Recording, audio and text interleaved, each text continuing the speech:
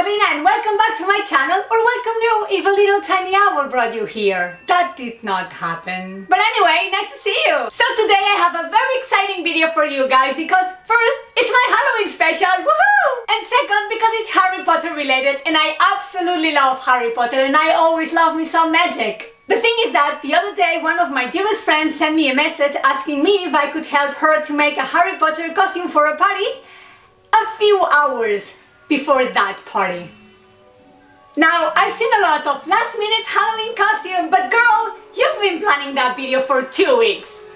Or at least that's what I do, and that's why it takes me so long to make a video, but you've planned it. So, since I found myself in this last minute situation where I had less than a day to come up and put together a decent Harry Potter costume for a party, I decided to take you with me along this journey on how to make a real last-minute Harry Potter costume. So, without more further ado, let's get started, shall we? So, we managed to get into the closest fabric shop before they close, and now we are going to buy some of the things that we might need, like some felt, some fabric and some ribbon. But first, we need to know which colors we will be needing. And for this, the first step is to force your friends to take the Harry Potter quiz and see which houses they belong to. So, let's go!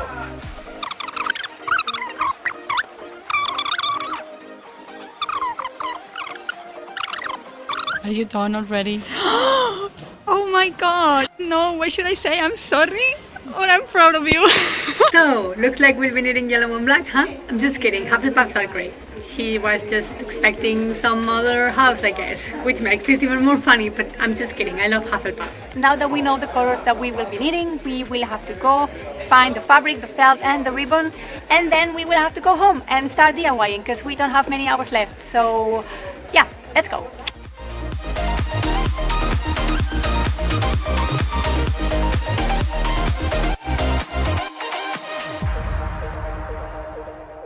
So the first thing we are going to create is this super cute and easy stick-on tie. For this, we will be needing some felt in the colors of your house, some fabric glue or crafting glue, and a template. You will find a link in the description down below if you want to use the same I used. So let's do it! First, we are going to draw or print the template on a normal piece of paper, and then we are going to use it to cut the shape out of the base color, in this case, yellow. Then, we will create some stripes with the second color. With the help of the stencil, you can design how you want your stripes to look on the tie. Then, cut the stripes as straight as you can and start gluing them in place. Make sure to keep a similar spacing between the lines to give it a more polished look. It might look a little bit complicated, but don't worry, with the help of a ruler you will have no problem. Then, just trim off the excess and you're almost done! To hold it in place, you can make a felt strap that goes around your neck and closes with a little bit of velcro, or like me, you can put a brooch or a bobby pin on the top part. The second thing we are going to create is this beautiful badge. Since it's removable, it allows you to put it wherever you want, on the scarf, a jacket, the shirt, or your everyday clothes, wherever you want. You can do this DIY in several ways. For the first option, since I already had some transfer paper, I decided to go for a more elaborated look and transfer the image to some white fabric.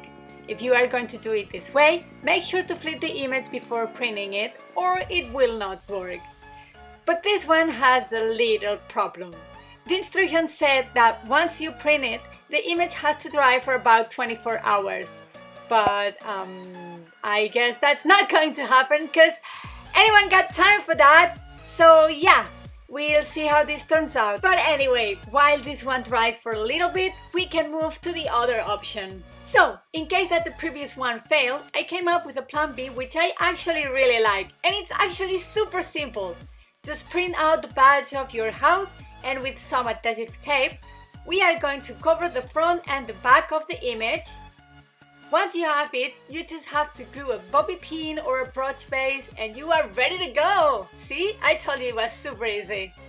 So back to the first option, a few hours have passed and we are now ready to transfer the image to the base fabric. So, following the instructions on the package, well, kind of, we are going to iron it to the fabric and fingers crossed, let's see how this turns out. Okay, so carefully we are going to remove the paper and yay! Look at it! It looks great! Phew!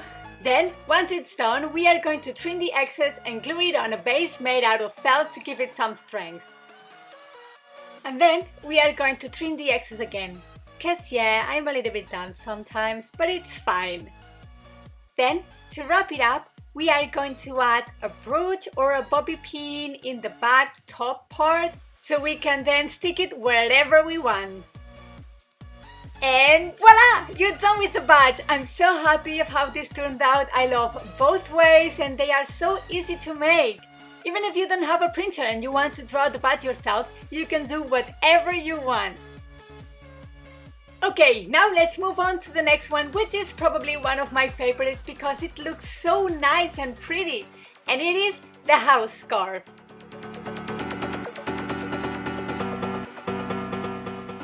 At the fabric store, I found this beautiful silky yellow fabric and some black ribbon, which is exactly what I was looking for.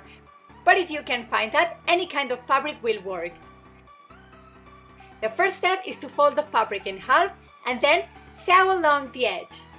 When you have it all sewed, we are going to add the black stripes. I decided to go with 2 on each end of the scarf.